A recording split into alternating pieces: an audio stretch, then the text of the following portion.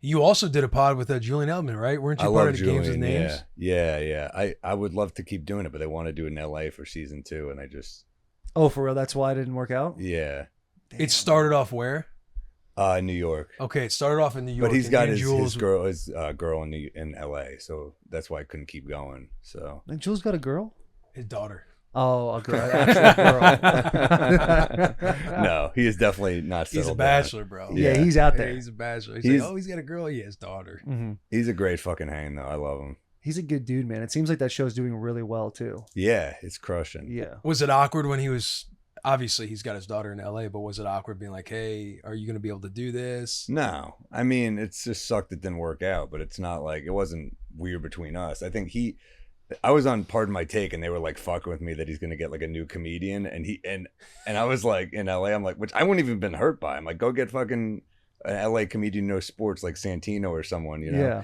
And he texts me right after, or didn't text me, he doesn't text, he voice memos. It's like every fucking LA person, they message while they're driving, so they don't text you. Hey Bubs, yeah, we would never replace you. It's just gonna be me now. I was like, I wasn't offended, but that's like how thoughtful Julian is, you know? Growing up in New York, being a big New York sports fan, how was it with him? Did he give you any shit? Yeah, it went both ways because you know, when I get cocky, we did like Eli Manning and Teddy Bruschi for our first episode, and I'm wearing the fucking Giants Super Bowl hat because I'm a Giants fan. And that was an awesome episode. Fucking loved Eli. And it was cool as hell that Bruschi comes on to discuss losing the Super Bowl. Yeah. Because I guess when you win enough, you're kind of like, who gives a shit? I lost one. Yeah, but that year was nuts. Yeah. Because they were knocking on the door of a perfect season. Yeah. Yes.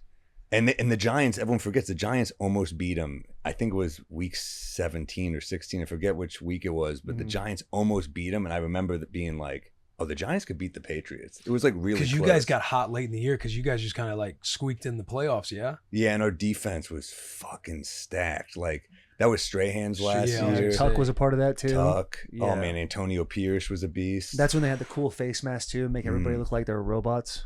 Like yeah. What was his name? Tuck. I don't remember. I don't remember his first name. There's another guy, I feel like, on the interior.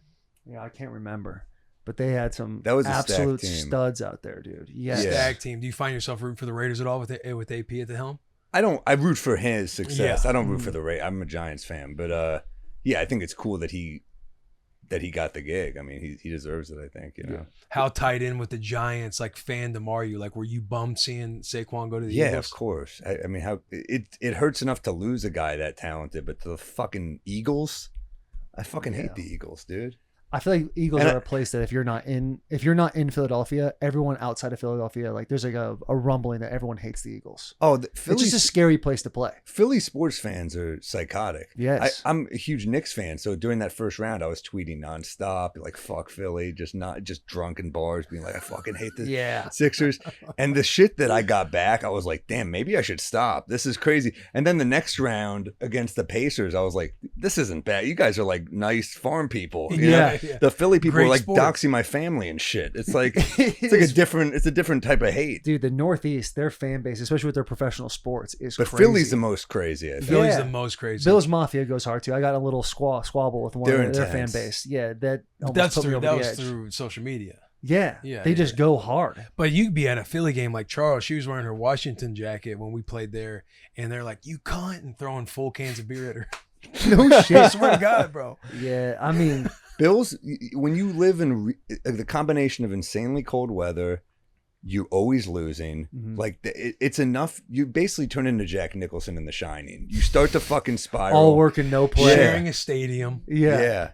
And they spent all that money on that stadium for that fucking city when everyone, like, have you been walking around downtown there? Everyone's on drugs. Like, that city needs a lot of help, and they're like, no, fuck, we'll put it in the stadium, you know? Yeah. I actually have a weird soft spot for Buffalo because I performed great crowds.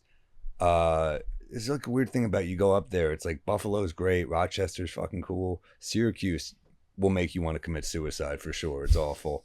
But Buffalo is cool and great Italian food.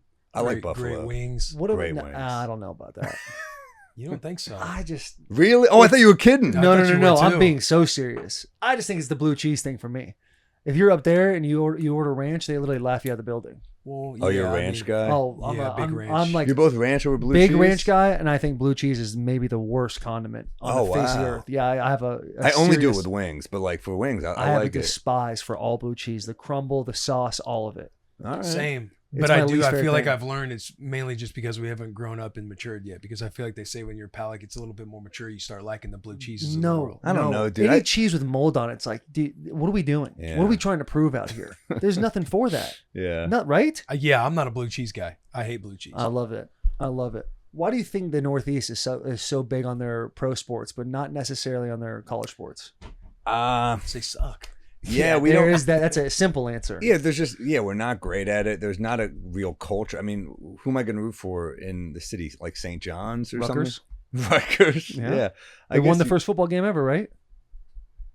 What are you talking about? My mom Rutgers? actually went there, so I should be rooting for them. But no, dude, no. I mean, we just grow up with like also, I was so spoiled. Like I think about the way Boston guys who are like in their 20s now are spoiled, how just every team wins. Right. Not being a 90s New Yorker was pretty fucking cool because the Rangers won the cup. The Knicks, we never got over the hump, but we were good every year. We were in the mix and we bloodied teams up. It was fun. Like no one's beating Jordan. That's just how it was.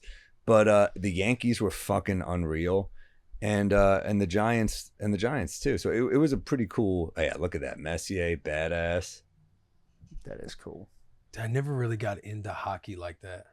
I know you're a big hockey guy. I like hockey a lot. My brother, he played juniors, and my dad grew up in Edina, Minnesota, and he was always, growing up in Arizona, he was like, we're at the ice den, we're always playing hockey and stuff like that. It is the most fun sport to watch. Like you were saying earlier, playoff hockey. Oh like, my God. Getting to go to the Caps games out in Washington, like they would be the best in the regular season, but they would always lose in the playoffs. But going there, experiencing like game 6s, game 7s, like playoff hockey is insane to watch because it's so fast paced.